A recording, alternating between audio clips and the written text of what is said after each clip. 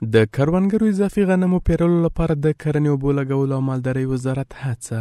د دې وزارت مسؤلین وايي په روان لمریز کال کې د نږدې 1 میلیون افغانیو په ارزښت د کروندګرو نږدې 8,000 میټریک ټن اضافي غنم پیرلی دي.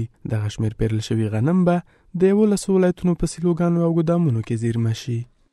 په ټولو ولایاتو کې غنم ځای پر ځای شوله او په ټولو ولایاتو کې مو په ګودامونو کې کښېښوله. ګودامونه لا کومور شوله چې هغه موږ کوم ولایت کې وه او کوم مرکزي سیلو ته چې را روان دي هغه د تاسیبه نه دا د موټران خالي کېږي. مسؤلین د دغه شمېر غنمو د پیرلو موخه د طبیعي پیښو اټکلي زیانمنو ته د مرستې برابرولو، د غنمو کښت ته د کروندګرو هڅونې او په بازار کې د غنمو وړو د بیې کنټرول لپاره چمتووالی بولي.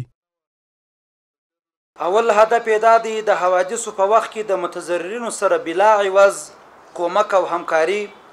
دوهم، په بازارونو کې د نرخونو تناسب ساتل او د احتکار مخنیوي او همدارنګه په مارکیټ کې مداخله د چې په ازانه وخت کې د دهقانانو او نورو کوپراتیفو الاپانو او شرکتو څخه د غنمو رانیول او د لوړ قیمت په وخت کې چې په بازار کې غنم ګراني په ارزانه بیه باندې پر خپل ملت باندې خرڅول.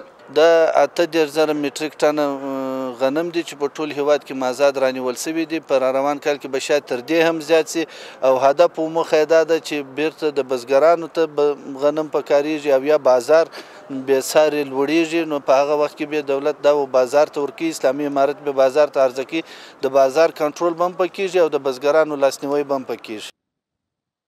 د کرنې وزارت ویل کروندګرو څخه نږدې 11,000 میټریک ټن پیرل شوي غنم په کابل کې مرکزي سیلو ته لیږدول شوي دي. مسؤلین وايي دغه سیلو په ورځ کې د 160 ټن وړو د تولید ظرفیت لري. حدوداً 200 کندو ما داریم و در هر کندو 250 تن گنجایش داره که ذخیره شود و تخلیه روزانه ما حدوداً 400 تن 300 تن از 8 صبح تا 4 روز دیگر ما امکانات تخلیه را داریم. د کرنې وزارت مسؤلین وايي دا مهال په کابل، بغلان، بلخ او هرات ولایتونو کې 4 سیلوګانې فعالې دي او هر یو د لسګونه زره میټریک ټن غنمو د زیرمه کولو ظرفیت لري.